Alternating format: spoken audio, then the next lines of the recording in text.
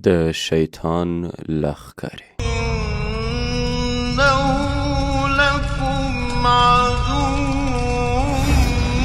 مبين.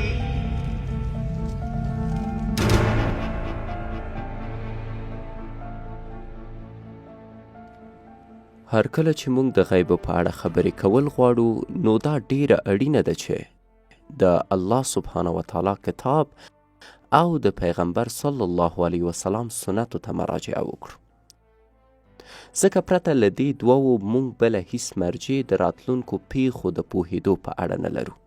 د غیبو د پوهېدلو لپاره د قیامت د نښو په اړه، د قبر دننه پیښو اړوند، دا چې قیامت کې څه کیږي، د جنت او جهنم په اړه پرته د الله تعالی له کتاب او د پیغمبر له سنتو بل هیڅ لاره نه لرو. مسیح دجال، الله دې د هغه له فتنې ما او تاسو ټول وساتي. الله سبحانه وتعالی یې په اړه موږ ته ویلي او هغه د غیبي مواردو یو دی. الله سبحانه وتعالی د دجال حقایق د پیغمبر صلی الله علیه وسلم په واسطه موږ ته بیانوي. نو دجال د غیبو له ډلې شمیرل کیږي او د همدې عمله کله چې خلک د دجال په اړه خبرې کوي نو ویني چې خلک له ځانه خبرې کوي، د دې لپاره چې داستان یې ښایسته ښکاره شي، ټول احساساتي کی، خو په اصل کې دا هیڅ نیکی نه لري. لکه څنګه چې ما وویل، دجال اوسنیو شرایطو ته په کتو تفسیر شوی دی، چیرته چې هیوادونه او سیستمونه د دجال په نوم پیژندل کیږي. خو کله چې د پیغمبر صلی الله علیه وسلم خبرې د دجال په اړه مطالعه کوي نو درته به ښکاره شي چې د دجال اړوند ډیری خبرې لیکچرونه په یوټیوب کې غلط دي.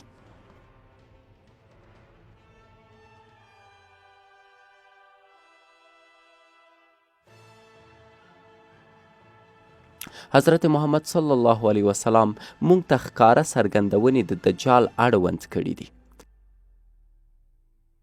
د هغه د زمانې په اړه، هغه مشکلات چې نړۍ به ورسره مخ کیږي، آن د دجال تر مرګه پورې ټول داستان ښکاره او واضح شوی دی.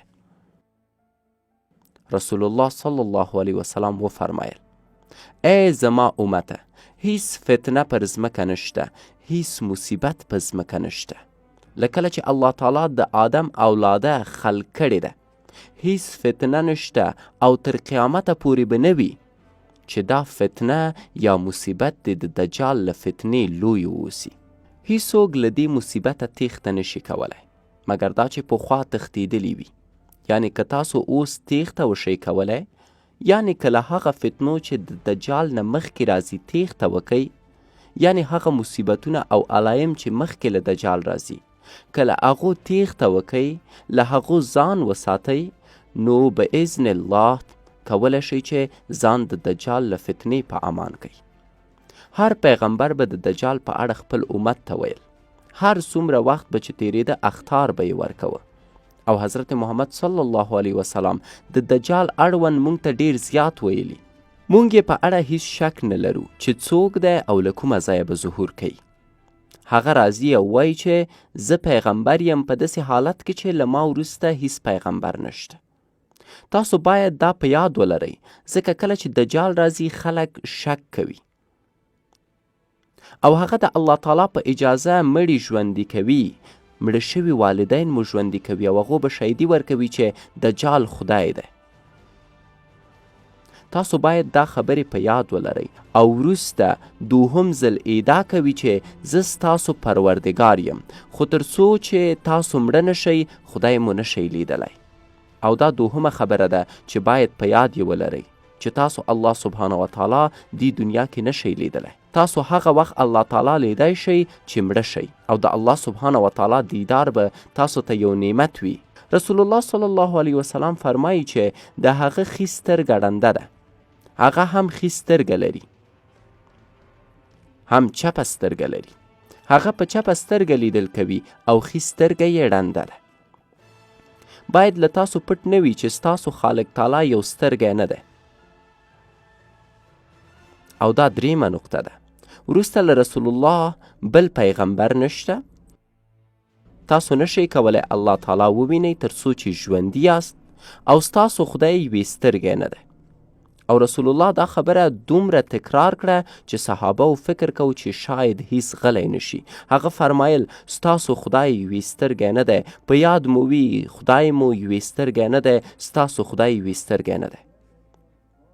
ځکه د دجال فتنه دومره شدیده ده چې یو انسان له دننه لړزوي.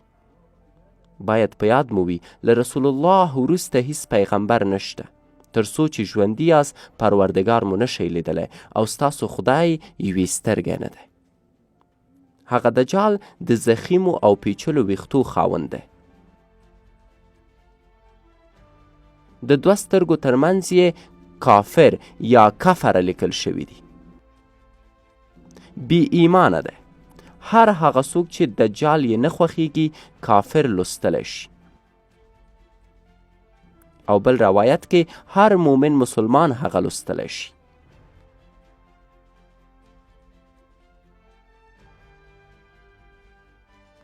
رسول الله صلی الله علیه وسلم فرمایي قیامت به نه راځي تر څو چې 30 دجال ښکاره نشي. هر یو به د پیغمبرۍ ادعا کوي.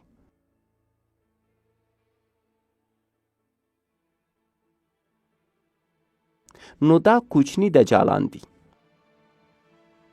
دجال یعنی فریب ورکوونکی چې ریښه یې دجله یا دوکه ورکوونکي نه اخیستل شوی. هغه دوکه ورکوونکی دی. المسیح الدجال یعنی لوی دوکه ورکوونکی، لوی غولونکی. د هغه له فتنو دا ده چې له ځانه سره به جنت او جهنم ولري. هغه سره به جنه او نار اوسي.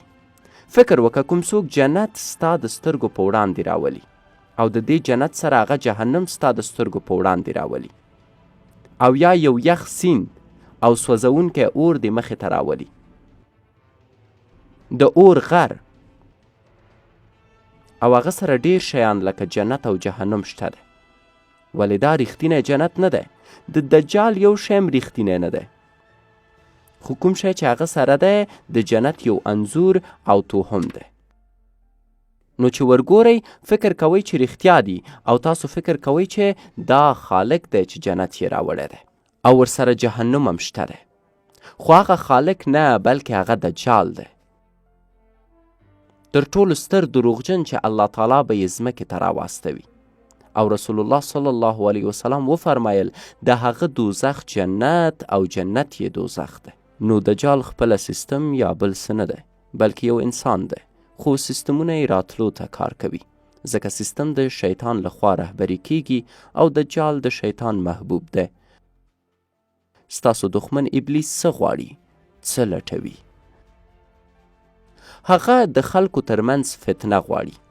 نو پر وخت به ستره فتنه دجال وي. نو شیطان کوشش کوي چې د هغه د ظهور لار هواره کړي. د ډسمبر په 6 د ټرمپ خبرو نړۍ ته ټکان ورکړ. هغه یورشلم د اسرائیلو مرکز په توګه وپیژاند. د معاونت معبد بیت المقدس د لومړي او دوهم معبد د یهودیانو سیمه کې پروت دی. خو سلګونه کاله دا پاک ځای د مسلمانانو سره و. اوس مهال د الاقصی مسجد طلایي مسجد د قبل الصخره په دې سیمه کې دی. خو ځینې یهودیان غواړي چې دریم معبد دلته جوړ شي. لوی معبد په اسرائیلو کې د جوړېدو په حال کې دی. آیا باور لرئ؟ ما له تاسو پوښتنه نه وه کړې؟ بلې هو، اوس د هغې د جوړښت لپاره حمایت شته دی. پوهیږئ لومړی کار چې د ټرمپ له ټاکلو وشو، د اسرائیلو خاخامانو هغه او پوتین ته وویل چې خپل بین المللي نفوذ باید د څه لپاره وکاروي؟ د همدې معبد د بیرته جوړولو لپاره. او ځینې عرفاني خاخام په ډیر مبهم شکل دې موضوع ته پام کوي. اسرائیلي خاخامان وایي چې د ټرمپ بریا په خدایي شکل د مسیحي پروسې د پیل لپاره ترسره شوه. ټرمپ په 2012 کال کې چې کله اسرائیلو ته لاړ، نو په دې کال کې د نمایندۍ نه تیر شو. کولی شئ دا په یوټیوب کې ووینئ. او وروسته یې یهودیانو ته وویل چې بنیامین نتنیاهو ته د لقود په حزب کې رای ورکوي او هغوی دا کار وکړ. سمه ده. دا ویډیو د بنیامین نتنیاهو لیدنه ښایي چې د یهودو خاخام سره یې د 1990 کال نومبر په 18 کې کړې ده. نتنیاهو ته امر کیږي چې د مسیح راتلو ته بیړه وکړي.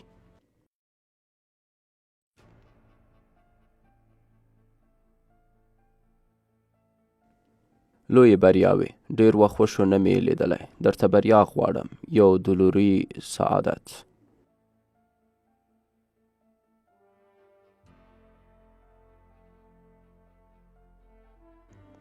زه د مرستې غوښتنې او خیر دعا لپاره راغلی یم، په ټولو امورو کې شخصي او سیاسي.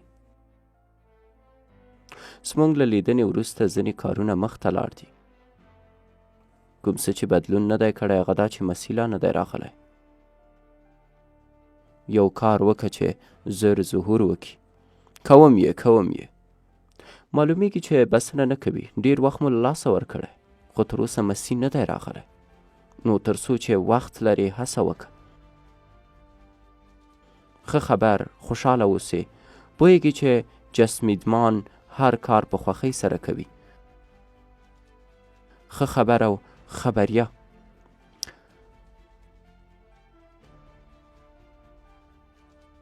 هغوی یو رهبر او بادشاه غواړي. هغوی یو سیاسي رهبر ته په تمه دي. نو مسیح د هغوی لپاره هغه څوک دی چې مسح شوی وي او دا تیر وخت په کتو هغه رواج دی چې بادشاه به یې مسح کولو او بیا به یې هغه داسې انسان ګڼه چې خدای دو ته رالیږلی وي. موږ وایو چې مسیح بیا راځي، خو هغوی وایي چې راځي کوم چې دروغجن مسایا دی. د ایلومیناټي شبکه تل هڅه کوي چې ستاسو د ژوند ټول ابعاد د خپلو پخوانیو جوړ شوو اجنډاو سره کاملا کنټرول کړي، تر څو تاسو دې ته تیار کړي چې د دجال د خپل رب په توګه ومنئ. ځکه کله چې دجال راځي نو د خدایۍ دعوه هم کوي. غواړئ چې په دې اجنډا پوه شئ؟ نو بلې برخې ته په تمه اوسئ انشاءالله.